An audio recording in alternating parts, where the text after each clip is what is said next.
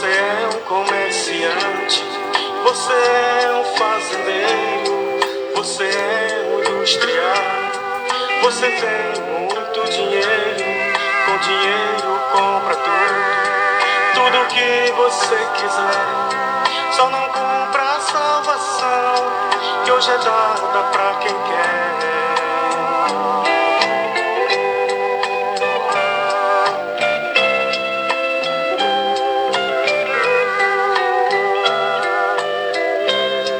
Seu dinheiro está no banco, sua vida está arrumada. Você entra no seu carro, sai toda disparada, e não pensa que um dia vai findar esta jornada. E não tem a salvação, que pra mim não custou nada.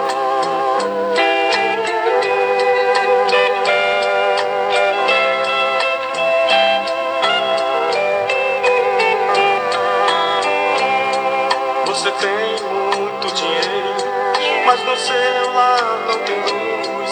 Você compra todas as coisas, quero ver comprar Jesus. Jesus Cristo não se compra, porque Ele é o comprador. Porque já comprou bem caro, com seu sangue e seu amor.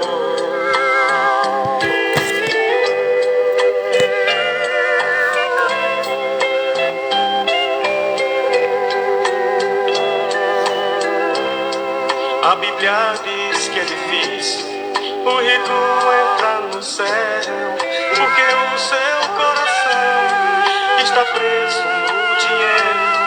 Porém, se o homem rico com Jesus se consertar, pede Deus o perdão e no céu vai descansar.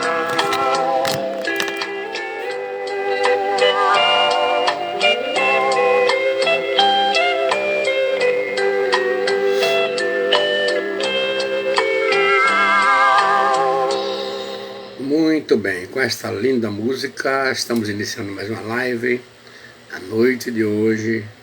Aqui quem fala é o pastor Isaías Oliveira Soares, pastor presidente da Assembleia de Deus em São Gonçalo dos Campos, estado da Bahia, Brasil, América do Sul.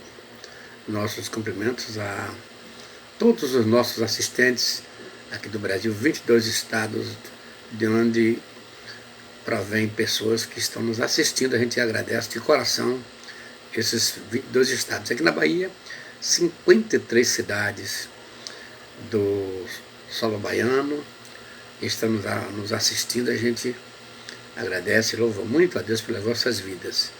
E também eu quero agradecer as pessoas do habla espanhol, as pessoas de Argentina, Chile, Ecuador. Me quedo contento quando veo que muitas pessoas da língua espanhola estão assistindo-nos. Eu quero agradecer-lhes e dizer que Deus lhes bendiga muitíssimamente. Thank you very much for the English people who is seeing just moment. Nesse momento nós queremos orar, como sempre oramos no início de cada live.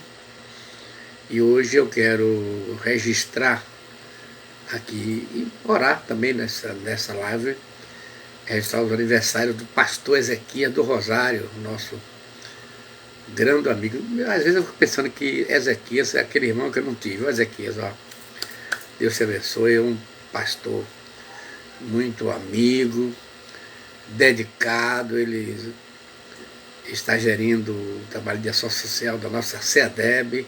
Parabéns pelo seu trabalho. E a CEADEB está de parabéns pelo trabalho que você presta para ela e para os obreiros, todos aqueles que precisam de vocês aqui. Deus te abençoe. Parabéns, então.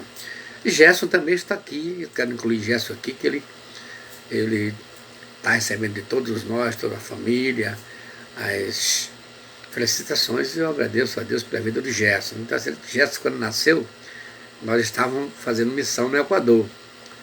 E o seu nome Gerson veio em decorrência de pé ninguém, não fui em terra estranha, então nós colocamos esse nome nele.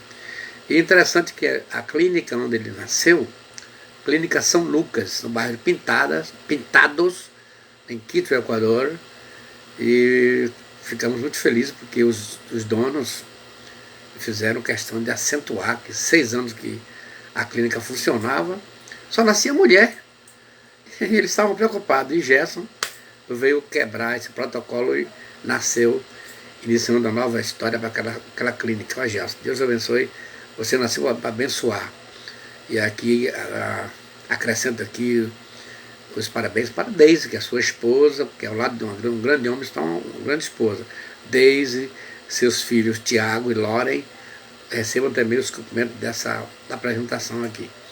Também aqui em São Gonçalo, a nossa irmã Eliana, essa excelente esposa, essa serva de Deus, atenta a tudo que Deus quer que ela faça, dedicada, assídua e uma excelente esposa. Ó. Roberto, que eu digo, hein, Roberto? Parabéns, irmã Eliana. E também Vanessa, é outra serva de Deus, ativa na igreja, ela está sempre ali. Ela às vezes a gente compara ela com um bombril, milhão de utilidade. O que chama ela está pronta para atender. Nossos parabéns, Vanessa. Vamos orar. Pai Celestial, essas pessoas que eu falei o nome aqui, que estão completando idade nova, Senhor, pastor Ezequias, toma ele nas tuas santas mãos, pastor Gerson, Eliana, Vanessa, que eles sejam agraciados com a graça que tu sabes agraciar. E dê a eles, Senhor, tudo aquilo que eles precisam para continuar sendo essas pessoas ativas e dedicadas na tua obra. Te peço também para essas pessoas que já estão nos assistindo, Senhor, aquelas que hão de nos assistir depois pelos vídeos postados nas redes sociais.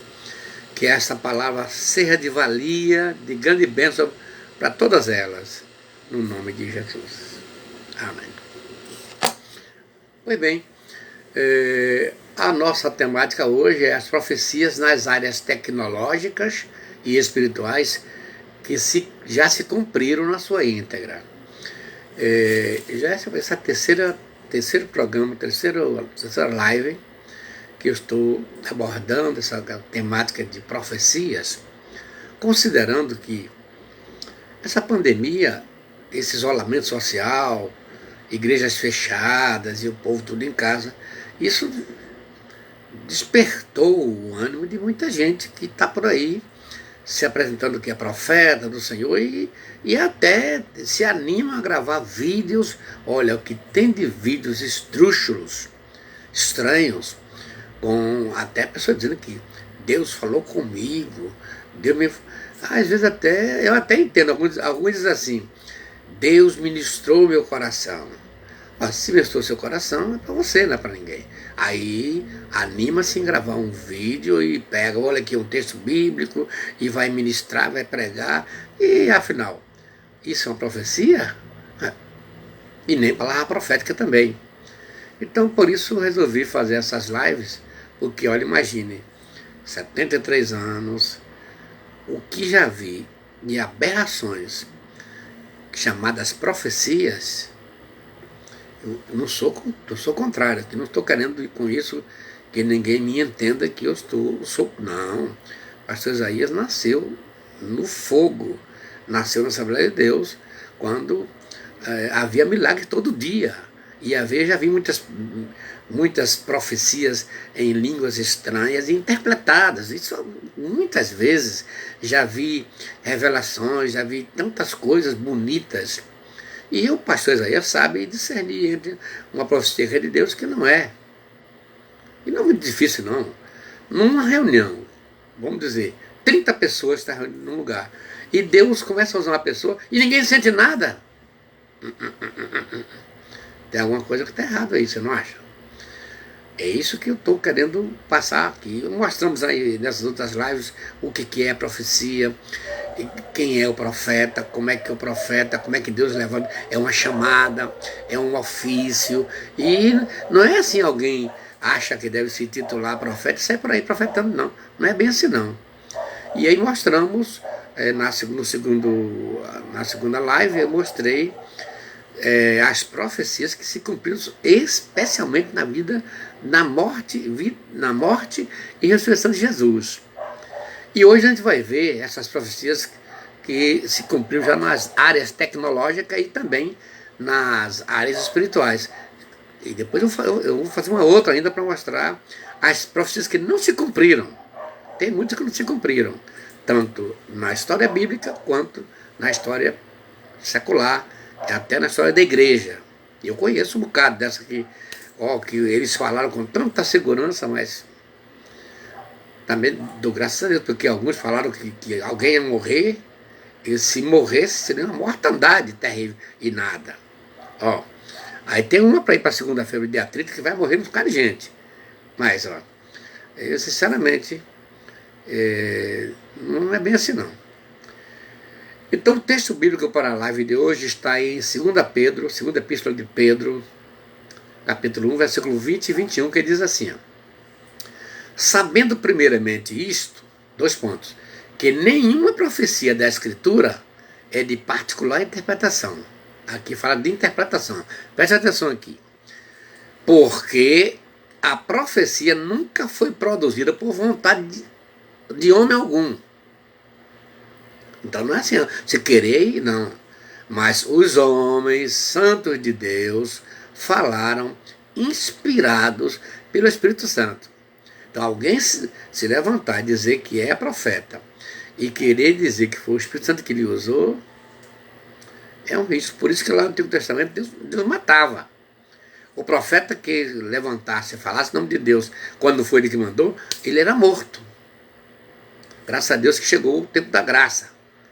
O tempo da graça, ameniza isso aí. Senão, o que seria de mortos nos dias atuais. Porque o que tem de profeta, profeta, não estou aqui, temos verdadeiros profetas, aqueles que falam e cumprem. E eu estou falando aqui na live de ontem e de hoje, que falou e se cumpriu, apesar dos anos. Você viu ontem live de 800 anos, de 1000 anos, profecia de 1000 anos, 800 anos, e se cumpriram assim ao pé da letra. Eu mostrei parecendo que foi escrito no tempo que aconteceu, e não é. Então quando Deus fala, ele cumpre. E o profeta, para mim, para ser o que eu possa crer e que seja de acordo com as escrituras, é o que está dito lá em 1 Samuel, capítulo 3, verso 20.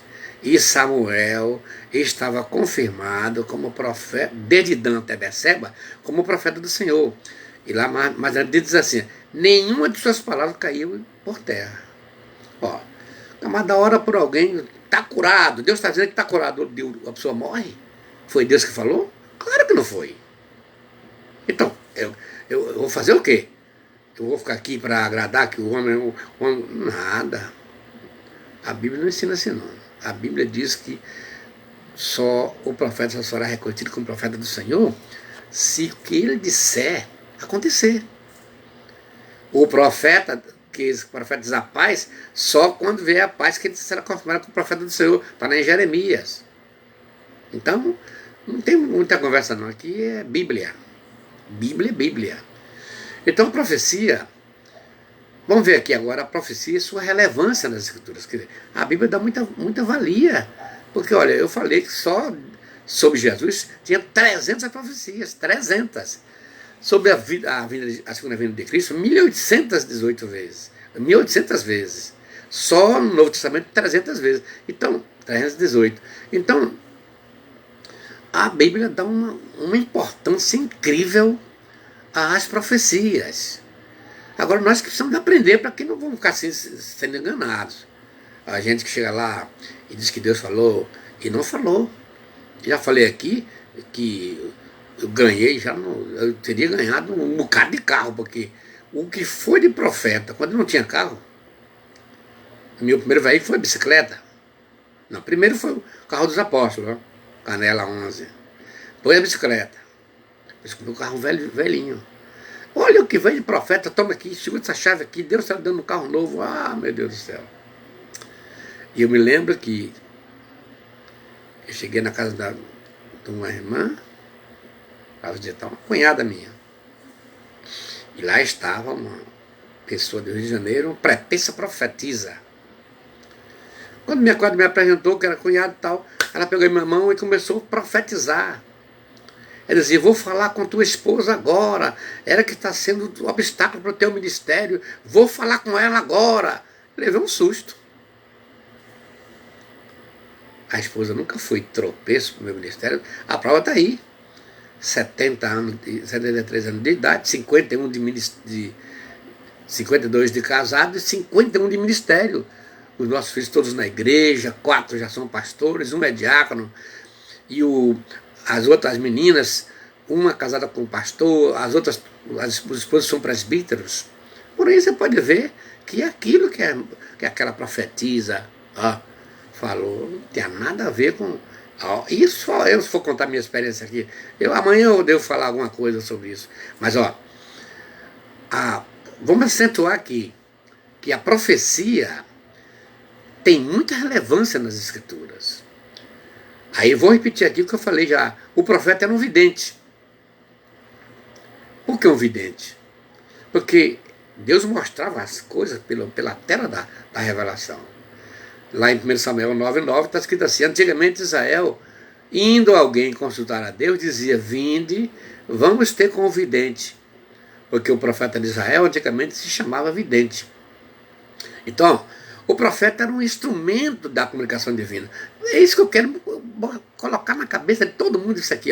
O profeta era um instrumento da comunicação divina. Porque quando Deus queria falar ao povo, era através do profeta.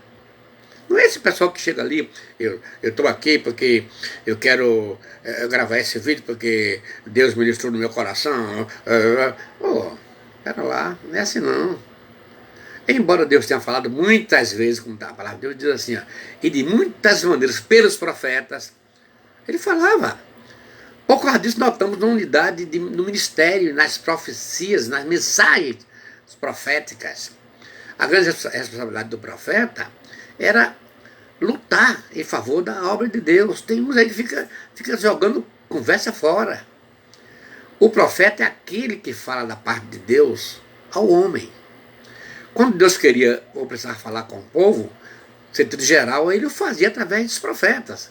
Aí você vai ver grandes profetas que tinham assim uma atividade paralela. Era os 3 ofícios, sacerdote, profeta e rei. Aí você vê os profetas associados aos reis, num trabalho coletivo, e às vezes até Deus usava o profeta para falar ao rei, para reclamar, para divertir. Hoje tem muitos profetas que andam por aí fazendo casamento. Eu desafiei e continuo desafiando. Eu já desafiei para eu ter um passado. Eu quero conhecer um casamento que foi feito por profecia e deu certo. Se tiver, me fala aí. Não conheço nenhum. Que está fora dos princípios bíblicos, essa coisa de orientar casamento. Quem tem que orientar, você tem que orar para Deus lhe dar. Você vai escolher. Cada um homem tem dentro dele o modelo da mulher que quer encontrar. E a mulher tem dentro dela o modelo do homem que tem que encontrar. Você tem que orar para Deus ajudar você a descobrir essa pessoa que dê certo com o que você tem dentro de você. Aí dá certo. Agora, casa com esse aqui que é da minha vontade. Às vezes até aquela irmãzinha quer tirar você daquela outra que ela não gosta. E quer te empurrar uma mulher, uma moça, que não é aquilo que Deus quer para você. Quando eu estava ficando noivo da irmã Raimunda, vieram muitos dar conselho. Olha aí, eu não fui na conversa não, porque tinha orado, Deus tinha me dado essa direção, mas não foi profecia não. Então eu quero conhecer. Se aí tiver alguém me assistindo e foi casado por profecia, me fala.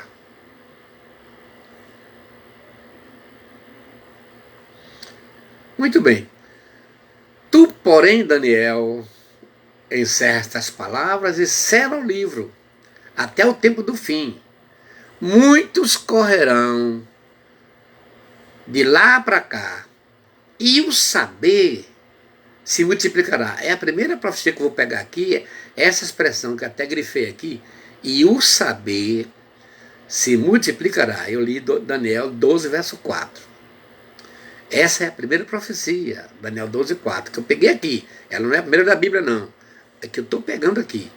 A Bíblia não é essa, não. Pois bem, penetremos nesse fascinante, assaz, importante tópico, reportando-nos a profecia do livro de Daniel. Daniel, esse homem, viu, irmão?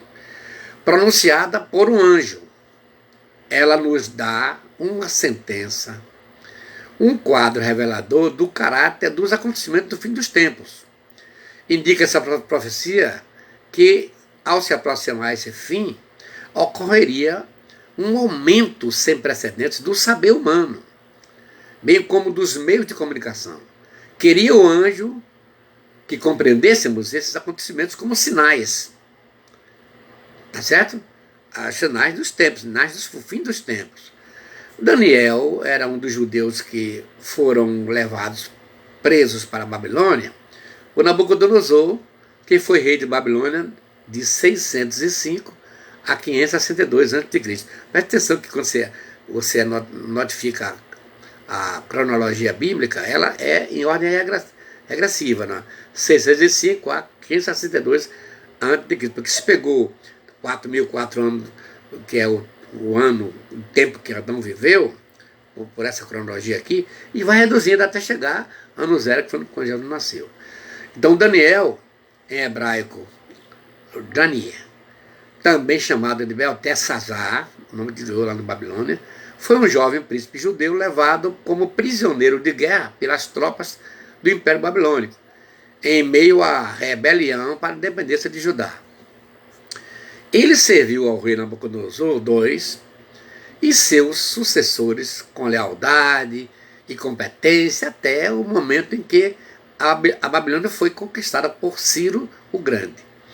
E através da sabedoria oriunda do seu Deus, ele interpretou os sonhos e visões de reis, tornando-se uma figura proeminente na história da Babilônia. Este fato é notório que durante a maior parte da história do mundo, os acontecimentos humanos progrediriam de modo relativamente vigoroso. Foi a invenção da imprensa, há alguns séculos atrás, que tornou possível divulgá-lo amplamente, e somente no século passado a maior parte das invenções de que hoje desfrutamos foi aperfeiçoada como resultado do progresso tecnológico. Nossos avós, na sua infância, viajaram de maneira muito parecida com a dos faraós há 3.500 anos atrás. Hoje, uma pessoa de 80 anos pode lembrar-se dos dias em que não havia automóvel, nem luz elétrica, nem telefone, nem fonógrafo, nem rádio, nem televisão. Naqueles tempos, deixa eu falar aqui uma coisinha. Eu lembro, eu era menino, quando surgiu o rádio, foi uma confusão na igreja. Muitos crentes da Assembleia de Deus foram disciplinados por causa de rádio. Eu estava lá e vi. Era uma invenção maligna. Aí aqueles mesmos pastores que foram duros com essa decisão de punir quem comprasse rádio, quem usasse rádio, estavam lá nas convenções, deitadinho no seu leito ouvindo rádio. Depois o problema da televisão. Quando veio a televisão, outro problema aí em 87, 89, foi um problema. Eu participei de uma discussão lá na nossa convenção, nossa CEDEB, que queriam excluir quem comprasse televisão. Eu levantei e apresentei vários itens, entre eles, refresquei a memória dos pastores idosos que estavam lá, naquele que era novinho. Eu fui consagrado pastor novo, com 28 anos. Nenhum pastor naquela época, o pastor Rodrigo, a convenção não consagrava ninguém novo assim, não. Mas eu fui, por graça a Deus, por graça de Deus e por cada missão.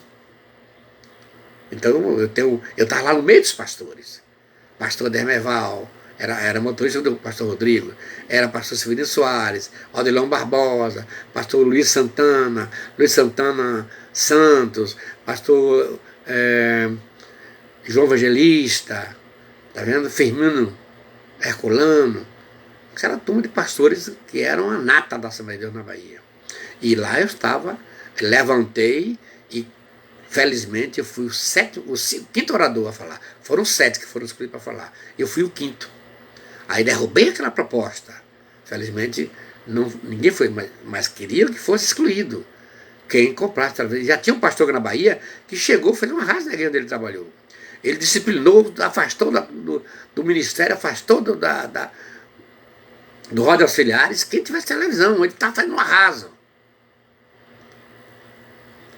Graças a Deus passou, né? Mas ó, a televisão hoje e o rádio hoje, assuntos superados. Agora vem as redes sociais, se multiplicam e evoluíram muito nesses últimos 10 anos com o avanço dos apps e das soluções de comunicação à distância. Algumas plataformas como Facebook, LinkedIn, WhatsApp, Twitter cresceram exponencialmente com a incorporação de novos recursos. Além disso, nesse período surgiram novas redes que foram se aperfeiçoando cada vez mais. É o caso do Instagram, Telegram, o TikTok. Enquanto isso, veteranas como Orkut, MSN desapareceram em meio a tantas novidades. O próximo a desaparecer será o WhatsApp, sabia? Que começa a descer. Ela ostentava o primeiro lugar na preferência dos internautas, hoje foi desbancada pelo Telegram. E hoje ela está em terceiro lugar. E muitos estão migrando para o Telegram. Eu mesmo já fiz Telegram. Estão migrando para o Telegram por conta até de segurança. Porque o WhatsApp está perdendo aquela privacidade que era louvada. Agora não. Então o Telegram está aí ganhando. Por meio desses últimos avanços, a invenção, ou as invenções, um locutor é potencialmente capaz de falar a uma nação inteira no mesmo momento.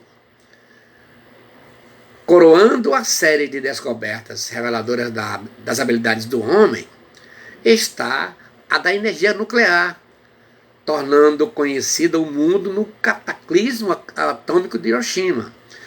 E porque as condições do mundo são atualmente as que são, o poder atômico continua a desenvolver-se para fins da destruição em massa.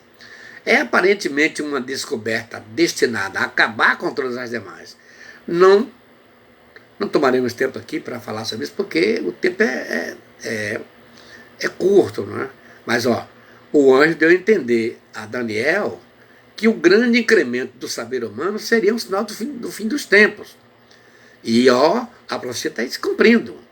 O saber se multiplicar é uma profecia. Está vendo?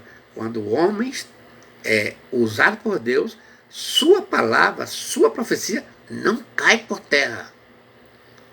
Ela se cumpre. Imagine, Daniel viveu 700 anos antes de Jesus. Quando foi? Já estamos no ano 2021. Quanta coisa está se cumprindo. Quando Deus fala, é assim, né, gente? A segunda profecia aí agora é o automóvel. O automóvel. Veja o que é que Naum diz, no capítulo 2, verso 4, 700 anos de Cristo. Sexto ou sétimo século, né? Os carros passam furiosamente pelas ruas e se cruzam velozes pelas praças. Parecem tochas, correm como relâmpagos. Naum 2, 4. E se você ler isso aqui na Almeida Corrigida Fiel, você vai encontrar uma coisa interessante aqui, ó. Os carros correrão furiosamente nas ruas, colidirão um contra o outro nos largos caminhos.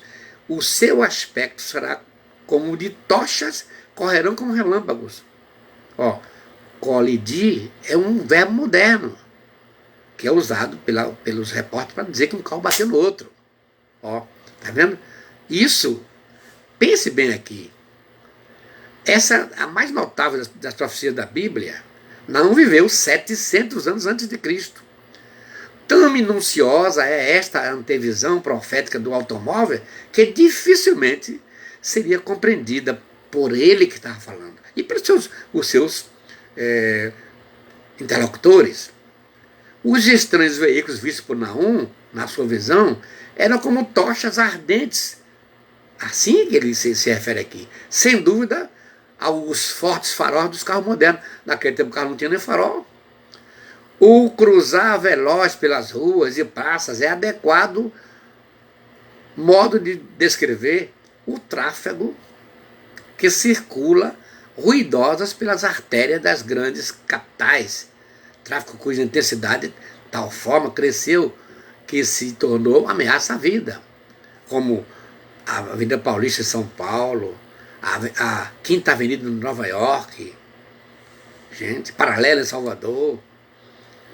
Os carros ali você não pode passar, a gente tem que fazer passarelas aéreas, porque ninguém consegue, porque por isso também os trânsitos estão regulamentados com câmeras de vigilância.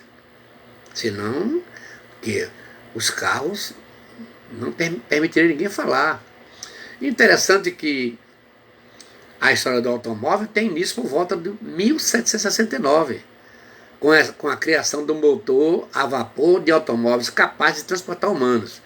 Em 1807, os primeiros carros movidos por um motor de combustão interna, a gás combustível, apareceram, o que levou à introdução, em 1885, do moderno motor a gasolina ou com combustão a gasolina unipresente interno. O ano de 1886 é considerado o ano do nascimento do automóvel moderno, claro, com a Benz patente Motorwagen pelo inventor alemão Karl Benz. E olhe bem isso aqui, que você vai ficar admirado aqui. A velocidade desse carro era 16 km por hora. Que diferença, né, gente? 16 km por hora.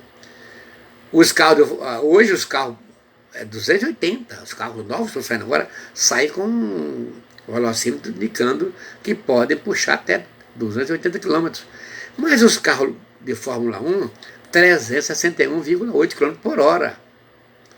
A maioria dos carros hoje tem sua força motriz de tal modo aumentada que podem fazer mais de 280 km por hora. Isso aqui, gente, é terrível. Então, Naum viu esses carros cruzando, se colidindo, o farolzão alto. Será que esse Naum entendeu para o que seria isto? E para que tempo isso aconteceria? Claro que não, né, gente? Então, por isso que eu estou dizendo aqui, que o homem, quando está no querer de Deus, Deus abre as descortina, Deus tira o véu, Ele quer revelar, puxa a cortina e mostra coisas que uma mente humana normal não vai conseguir fazer isso aí. Naum não sabia. Mas olha aí, pega esse texto de Naum, chega lá no Gambaú, por exemplo, fica ali em cima daquela ponte ali, fica olhando lá os carros embaixo, ou então na paralela, pega uma passarela daquela ali e fica olhando ali os carros passando ali. Você vai ver que Naum estava aí fotografando. Mas a profecia de Deus é assim, ela se cumpre. Terceiro lugar, ou terceira profecia, a invenção do avião. É outro negócio bonito aqui, ó. Isaías 60, verso 8, na Almeida Revista e Corrigida. Quem são estes que vêm voando como nuvens e como bombas às suas janelas? O que Isaías estava vendo aqui? Porventura Isaías entendeu que isso aqui era avião? Claro que não, se não tinha avião naquele tempo. Poder o homem voar é inovação relativamente recente. Foi só em 1906 que Santos Dumont, nosso Santos Dumont brasileiro, realizou na Europa, pela primeira vez, o histórico voo do Demoiselle. Ele sonhou que voava e criou aquele avião que voou 15 metros a uma altura de 50 centímetros do chão. Desde então, tremendos progressos têm sido alcançados. Os aviões a jato aumentaram a velocidade dos voos comerciais a mais de 800 km por hora.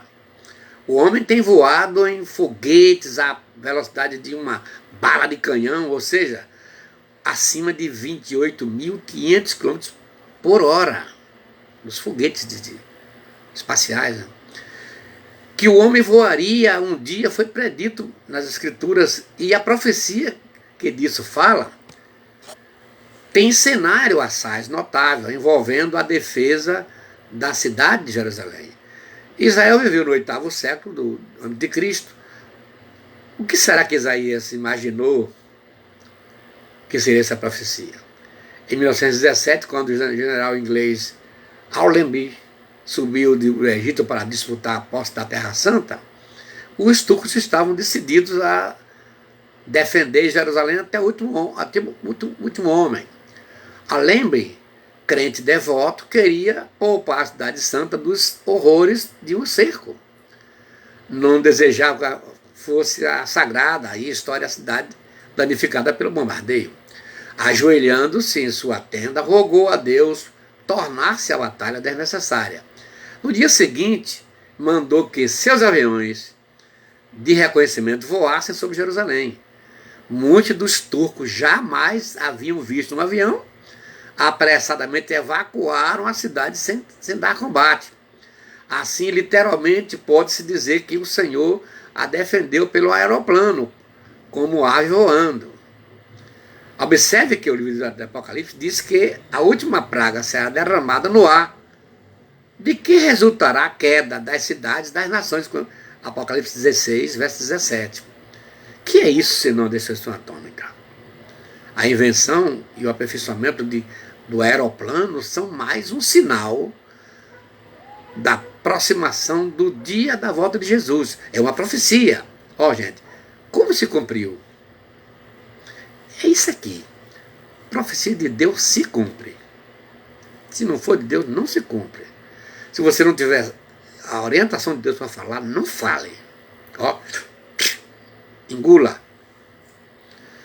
A quarta profecia é a invenção do rádio, televisão e a expansão das redes sociais. Isso aqui é bonito também. Foi há cerca de 70 anos que pela primeira vez sonhou o homem com a possibilidade de transmitir música e fotografias por meio de ondas eletromagnéticas através do espaço, à velocidade da luz.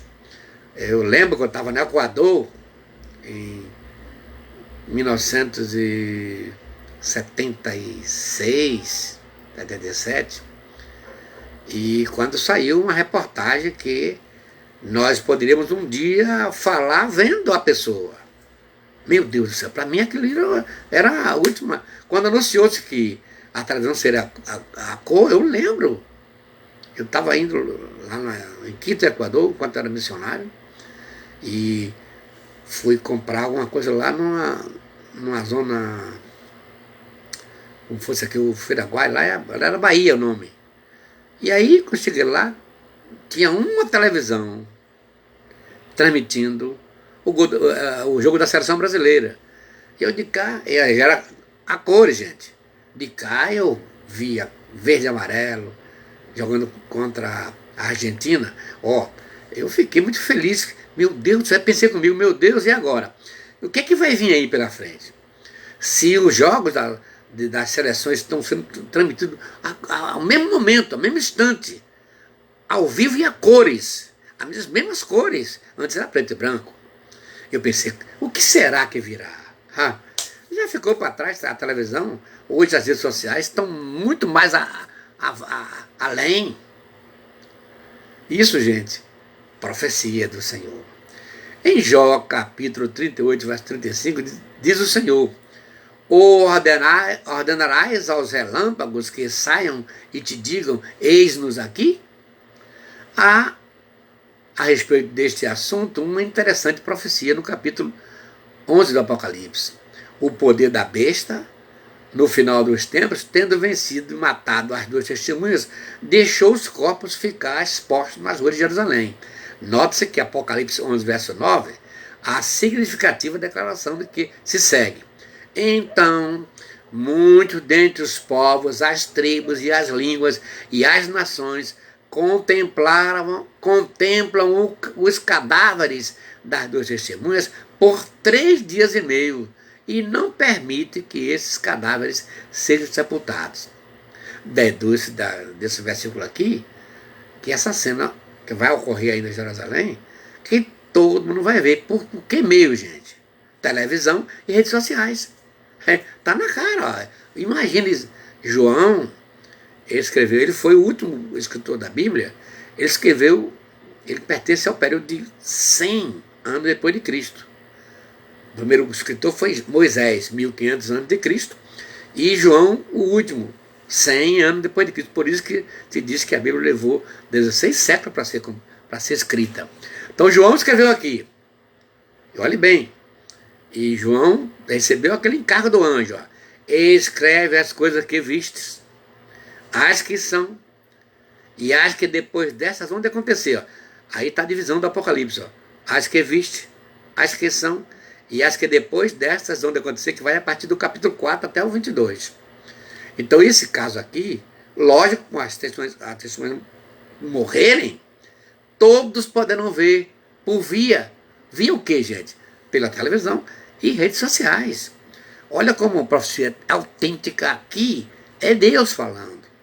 Olha quanto tempo foi falado essa profecia e como se cumpriu na íntegra. Quando Deus fala, Deus cumpre. Ops! Preste atenção nisso aqui. Cuidado com profetas mentirosos, profetas que vêm até com boa vontade para. Mas se Deus nos chamou.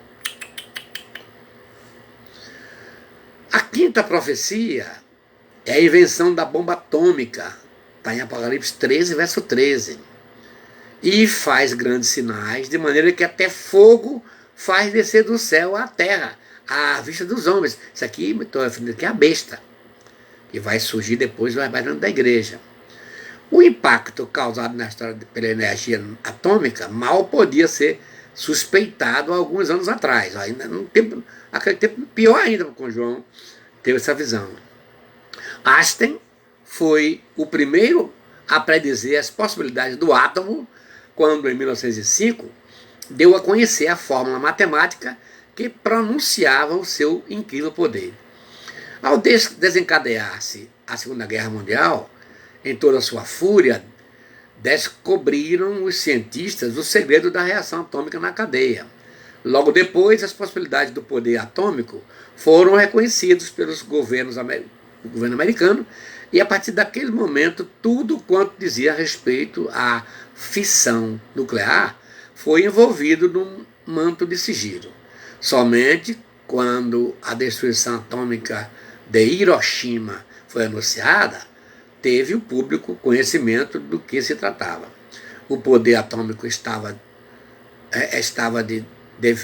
definitivamente previsto numa profecia. Os profetas dos céus, aliás, os poderes dos céus serão abalados. Note que está na Bíblia. Note-se que a palavra céus é traduzida do vocábulo grego oranos. Se deixarmos na sentença o termo original, temos os poderes do Uranus serão abalados. O urânio é o elemento do qual é fabricada a bomba atômica. Olha bem isso aqui. Às vezes você passa assim despercebido. Quando o poder da besta estiver em evidência, o que é que vai acontecer? Fogo de Uranus faz descer da terra diante dos homens. Que profético cumprimento poderá ser o que fazer descer fogo do céu, senão a bomba atômica. Jesus, falando dos sinais do fim dos tempos, em Lucas 21, 26, diz: haverá homens que desmaiarão de terror pela expectativa das coisas que sobrevirão ao mundo, pois os poderes dos céus serão abalados. Pode haver outro cumprimento, mas sem qualquer dúvida o poder da bomba atômica envolve grande, senão muito, mesmo maior, poder potencial de destruição de quantos previstos pelos estudiosos das profecias no cumprimento de Apocalipse 13, 13. As escrituras tornam claro que não será permitido ao poder de destruição atômica continuar a agir até o ponto de varrer a Terra, a civilização. Virá o milênio, a saber, 1000 anos de paz. Depois disso, diz o Pedro, os céus passarão com estrepitoso estrondo e os elementos se desfarão abrasados. Também a terra e as obras que nela existem serão atingidos. Visto que todas as coisas hão de ser assim desfeitas, deveis ser tais como os que vivem em santo procedimento e piedade. Eu li 2 Pedro 3, versos 10 e 11. Então, preste atenção que a bomba atômica está ali prevista no 13:13 do Apocalipse, ok? Quando Deus fala, ele cumpre. A 6ª profecia diz assim, a invenção da bomba de hidrogênio. Se a bomba atômica já é terrível, a de hidrogênio, a chamada bomba H, é terrível, mais terrível ainda. Quando Jesus, em seus discursos, falou acerca dos acontecimentos que ocorreriam pouco antes da sua volta à Terra, mencionou uma circunstância que parecia totalmente incrível, coisa que para a sua época ninguém entendeu. Falando da grande tribulação, diz, porque nesse tempo haverá grande tribulação, como desde o princípio do mundo até agora não tem havido, nem haverá jamais. Não tivesse aqueles dias sido abreviados, e ninguém seria salvo. Mas por causa dos escolhidos, tais dias serão abreviados. Eu li Mateus 24, 21 e 22. Até poucos anos atrás, o cumprimento dessa profecia parecia tão remoto, que se figurava absurdo o que Jesus dissera. Mesmo durante a Segunda Guerra Mundial, a população da Terra crescia mais depressa do que o número de vidas ceifadas pelos horrores da guerra. Que fantástica invenção poderia ocorrer que pudesse pôr em perigo a vida de cada indivíduo na face da Terra. Então, subitamente, veio a notícia da bomba atômica. Mais vidas se perderam em Hiroshima naquela fatal fração de segundo do que todas as perdas sofridas pelos Estados Unidos durante os 4 anos de batalha no Pacífico. O poder atômico inaugurou uma nova era. Parecia ter alcançado o limite absoluto na capacidade de destruição. Porém, dentro de poucos anos, a bomba do tipo usada em Hiroshima estava ultrapassada. Está vendo como a ciência ela vai se evoluindo? Veio a seguir a notícia da bomba de hidrogênio, cujo poder potencial de destruição é ilimitado. A bomba atômica ficou por trás. Ninguém nem lembra mais. Apenas uma dessas bombas pode arrasar completamente grandes cidades como Londres e Nova York. Hoje, uma das grandes cidades, está entre as maiores cidades do mundo. Ao criarem esse monstro, descobriram os homens o segredo da própria energia solar. O poder da bomba de hidrogênio pode ser de tal modo aumentado que romperia a crosta terrestre. O horrível espectro do suicídio da raça humana torna-se possível em futuro previsível. Revela-se agora a verdade integral das palavras de Jesus. Se os tempos continuassem indefinidamente, a menos que ocorresse a intervenção divina, todos os seres pereceriam e a terra seria reduzida à completa dissolução. Felizmente, Deus não irá permitir que aconteça isso antes da vinda de Jesus. De fato, tais coisas são sinais seguros da extrema aproximação da vinda de Jesus, que é uma profecia. Então, gente, vale a pena atentar para essas profecias de Deus. Quando Deus fala, Ele garante. Vamos ver aqui agora a 7ª profecia, é a ocorrência dos terremotos. Haverá grandes terremotos em vários lugares. Foi Jesus que falou, que o profeta Jesus. Eu falei que nenhum profeta do Antigo Testamento pôde acumular os 3 ofícios. Só Jesus, que é profeta, é rei e é sacerdote. E foi ele que falou aqui, ó, haverá grandes terremotos em vários lugares, não são todos. O aumento geral do número de terremotos tem sido um dos mais notáveis fenômenos nos últimos 100 anos. Os registros dos 500 anos, eu peguei só 500 anos aqui, passados, mostram um aumento constante dessas convulsões terrestres. Por exemplo, no século XV, aconteceram 115 terremotos. No século XVI, 253 terremotos. No século XVII, 378 terremotos. No século XVIII, 640 terremotos. E no século XIX, 12.119 terremotos. Eu nem tenho essa data, a da atualidade, que já deve ter ultrapassado, porque está sempre em evolução, sempre em elemento crescente. Mas quem falou foi Jesus. Em anos recentes, tanto o número como a severidade dos terremotos aumentaram grandemente. Os mais desastrosos deles têm ocorrido na presente geração. Em 18 de abril de 1906, São Francisco, nos Estados Unidos, foi sacudida por um tremor de terra. Aí não foi nem terremoto, tremor, que praticamente destruiu a cidade. 2 anos depois, em 1908, cerca de 75 mil pessoas pereceram no terremoto de Messina, na Itália. Em 13 de janeiro de 1920, ano passado, mais de 180 mil vidas se perderam em Kansas, na China. Em 1923, a cidade de Tóquio, no Japão, quase foi destruída por um abalo sísmico. Olha bem, abalo sísmico de pequena proporção, não é terremoto aqui. Abalo sísmico que matou 143 mil pessoas. Desde então, têm ocorrido fortes terremotos da terra na Índia, Turquia, América, Grécia e outros países, aumentando-se o número de vítimas. A própria natureza parece estar se contorcendo sob a pressão de faces sinistras e invisíveis. Disse Jesus que haveria terremotos em vários lugares. O tremendo aumento desse fenômeno terrestre indica que está o mundo se aproximando do vórtice da grande crise dispensacional. E todo esse avanço descritivo do número de terremotos mostra a veracidade das profecias. Quando Deus fala, ela se cumpre. Olha, e quando está acontecendo isso aqui? Quanto tempo Deus falou isso aí? Quase 2000 anos. Está vendo, gente? Quando Deus fala, não importa a quantidade de anos, vai se cumprir.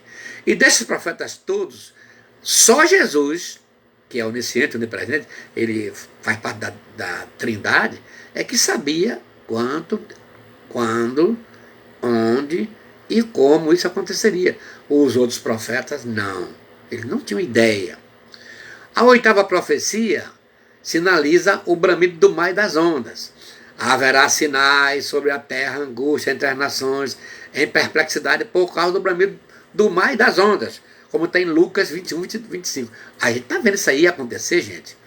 Essa pandemia que abalou o mundo. Quando ela começou, 129 países foram afetados. Agora muito mais. Isso tudo aí, gente, para se cumprir o que Jesus falou na sua palavra, que essas coisas acontecer. Mas vou terminar essa live aqui mostrando a 9ª profecia, que ela sinaliza o estado de mornidão da igreja do arrebatamento. Agora é nossa hora, ó. Vamos prestar bem atenção aqui. Conheço as tuas obras, que nem és frio, nem quente. Quem dera fosses frio ou quente. Assim porque és morno, e nem és quente nem frio, estou a ponto de vomitar-te da minha boca. Apocalipse 3, verso 15 e 16. Eu falei no começo aqui que o Espírito Santo dividiu o Apocalipse em três tempos. Ó. As coisas que vistes, capítulo 1, as que são, 2 e 3, e as que depois dessas vão acontecer, 4 a 22. E aquelas 7 igrejas são consideradas como 7 períodos da igreja na Terra. 7 períodos históricos, gente, da igreja na Terra.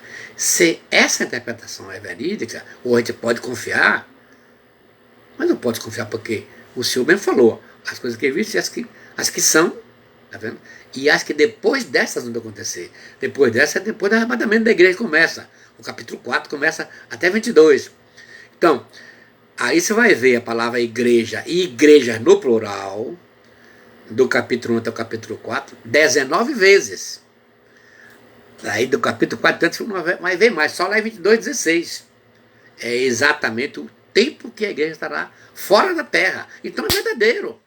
Então essas 7 igrejas representam os 7 períodos da igreja de Cristo aqui na terra. E estamos no último, gente. Essa é a igreja de Laodiceia. Profeticamente, é a última igreja da era cristã. Tá vendo? É a de Laodiceia.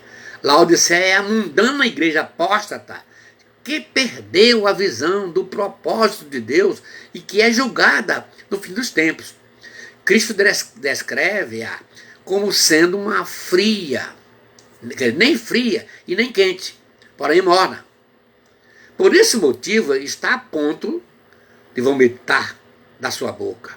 É uma igreja que cresceu em riquezas e bens, que de alguma coisa, que não precisa de nenhuma coisa. Olha, gente, nenhuma profecia tão característica, tão singular, tão completa como esta aqui, gente. Olha a sua igreja. Preste atenção à igreja que você congrega. Aqui eu congrego. Aqui nós congregamos. É uma igreja que cresceu em riquezas e bens.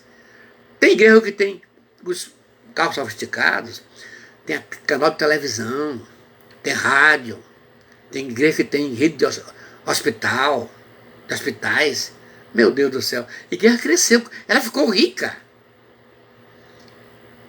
Olha, Jesus está dizendo aqui, na realidade ela é miserável, pobre, cega e nua, ou carente de ser vestida. Ela se apresenta como que lançando um último apelo para a apóstata da igreja. Jesus está falando aqui, ó. Interessante que durante essa igreja vai vir a ordem do arrebatamento. Gente, como é que está a nossa igreja hoje? Morna. Ela não é crente, não é quente nem fria. Morna. Não sei o que estou dizendo aqui, foi Jesus que falou que está a ponto de vomitar da minha boca.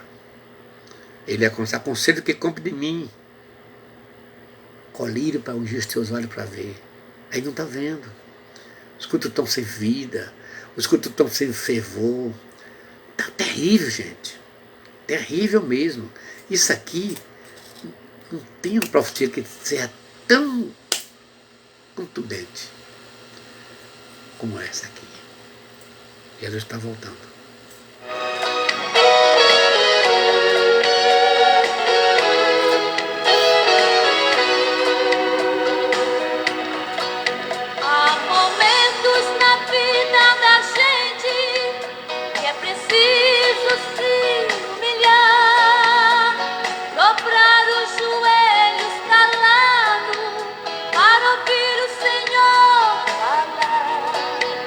Entrar na presença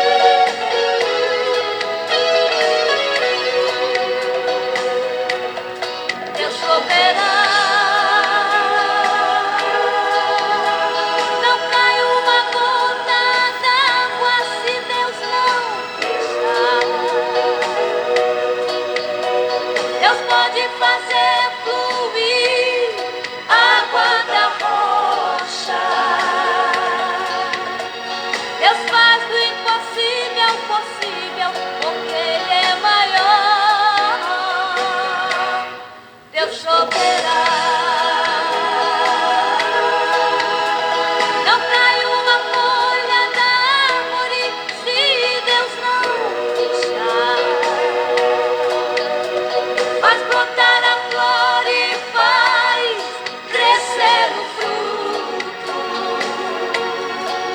Tudo isso existe porque nosso Deus é maior.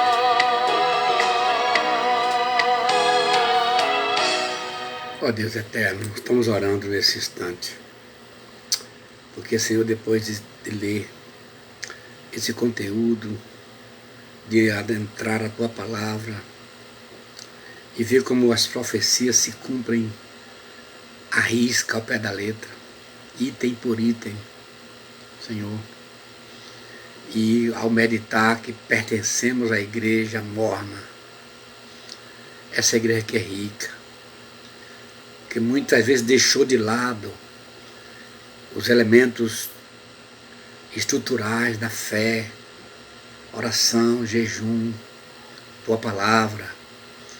Senhor Deus, ficamos como que assustados, mas o Teu Espírito, como sabe trabalhar, desperte essa igreja, Senhor, manda ser um avivamento para atiçar, para que saiamos, Senhor, dessa mornidade, possamos ser crentes fervorosos, aquecidos com a Tua graça, o Teu poder e o Teu Espírito. No nome de Jesus, abençoe todos que estão assistindo dessa hora, Senhor. E os que vão assistir essas lives depois, Senhor. Trabalha, Deus, para que possamos entender, Senhor, quando é que Tu falas e quando é que essas oportunistas que aparecem querendo enganar os Teus filhos. Nos ajuda, Senhor, nos dá sábio discernimento no Teu Espírito, na Tua Palavra, em nome de Jesus. Amém. O mar se abriu. Muito bem, gente. Muita gente está clicando aí. Que linda essa participação de vocês. Eu agradeço de coração, mas o tempo é curto. Deus abençoe vocês. Amanhã a gente volta. A paz para todos e boa noite.